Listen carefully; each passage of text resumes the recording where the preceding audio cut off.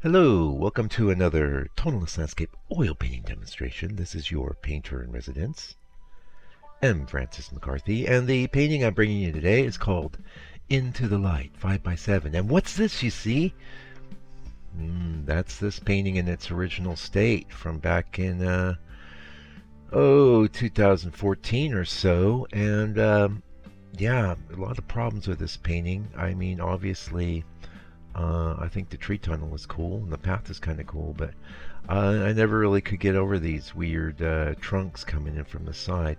Now, there's a little lesson there, and I was telling somebody this the other day, talking about painting and progressing and things like that. And the lesson is, all of the bad things that I've ever done in my paintings came out of the reference and me not catching it, not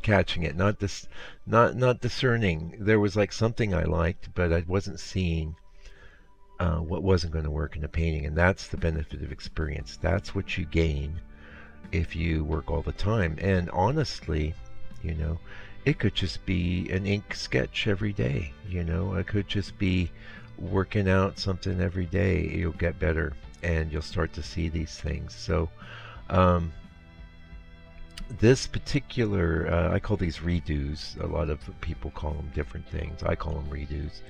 And it's been a long time. So I like to start the process. It's been a long time since I've been in a redo phase. I'm definitely in one now. I like to start the process with the glaze. That's my usual. In this case, I use some Indian yellow. And now in the members area, you would see the tonalist piece that I brought up as inspiration for my redo. And that's another very clever thing I came up with, maybe a couple, 2, 3 years ago.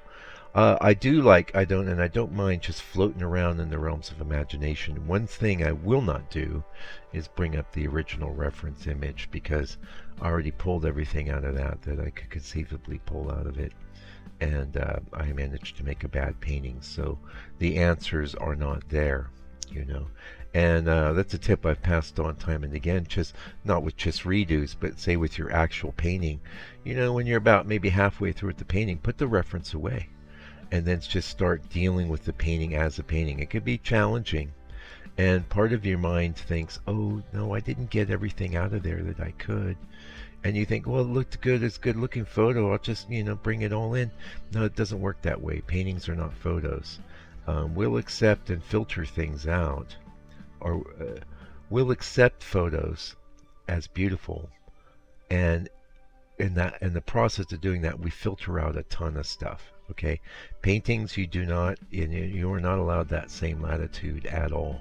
As a painter, you are creative consciousness involved with the process. So you need to exercise that power, and use it. Okay, and now the answers won't always be apparent, especially, a lot of times it might be a while since you actually did the painting before you realize that it's got major problems, it's flawed, and you basically didn't really do that well.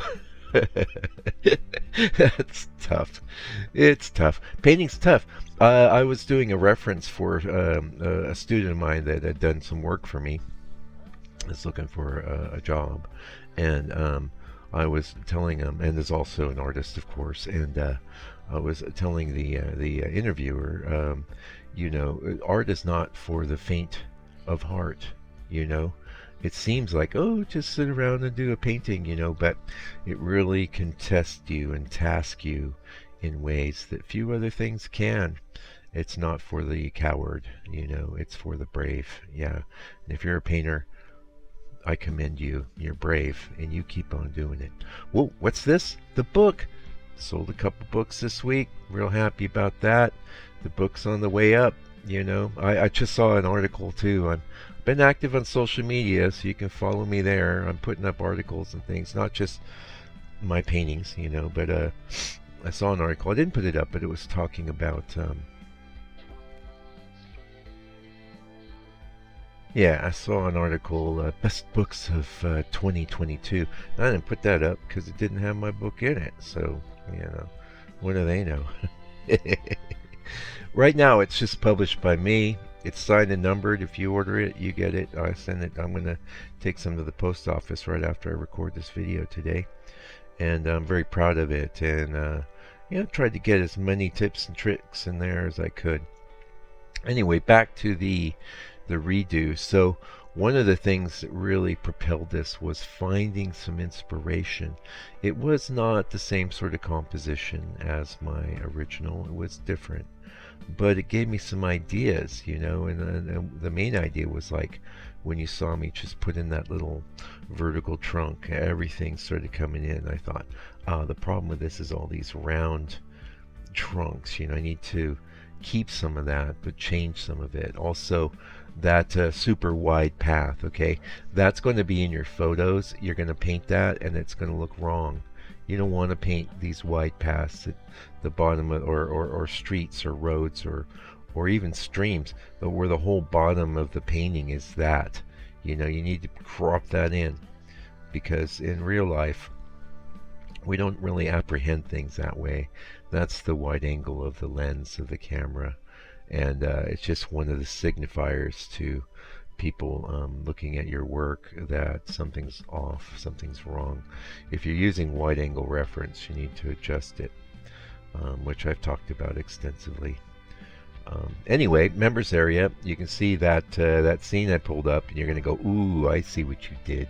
It's not exact. That's why I'm not crediting it as a study. This as a study after that artist, but I got a lot of good ideas from it, and I managed to save this painting, and I'm so stoked because I've been looking at this thing for almost 10 years now. Here we are, it's 2023, and I did it in 2014, and it's been like what I do. So after I am looking at a painting, I go, no, that's got problems, man. That's just not right.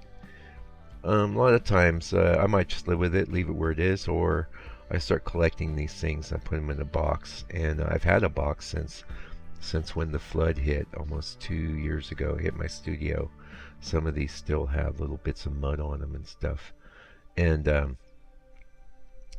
I don't often get a redo mode. I'm really, I tend to be very forward thinking as a person. I'm always interested in the next new painting I'm going to do. Or as you know, I revisit scenes all the time, but that's still making a brand new painting from an old scene, and that I just find interesting because I know it won't be the same. It'll be different, and that can mess with you though, especially if your former painting was better. But hey, just like I said a minute ago, it's not for the coward, and one of the things I remember pointing out, talking about this in the members area while I was doing the painting. You're going to have some great work that you've done at earlier phases of your career that are going to be really awesome, real highlights, and they may actually transcend some of the work you're doing right now.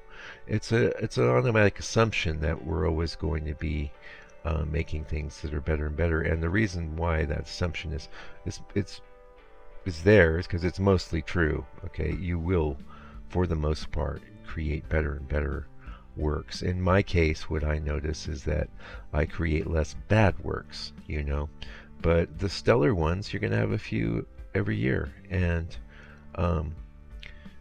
I set out with every painting, redo, regular painting, study, whatever I'm doing, I set out to make it awesome. Now, hey, this study we're doing here, at this point, I'm looking at it thinking, oh, this is looking a little patchy, and I start thinking of ways to bring things together. You want to avoid a lot of ... dash. You need to, and the way really is to tie your shadows together as much as you can, tie your highlights together as much as you can. The best approach is, say, have a large, irregular mass with a couple of satellites. Oh, there's my text.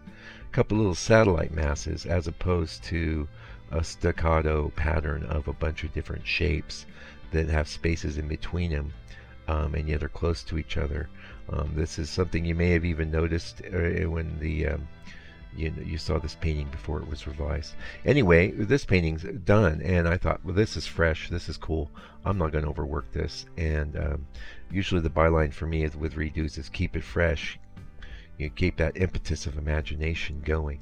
So I hope you enjoyed watching me save this little painting. I'm really stoked with it. I'd love to hear what you think about it, and I really appreciate you taking the time to come around. Like I said, I'm on the social medias, M. Francis McCarthy. You can find me there, and I'll be there for a while. I'm over it. I'm over being over it. Until I come back on another video, though, do me a favor, do me a solid. Take good care of yourself, your family, all your loved ones, and stay out of trouble. God bless you and your family.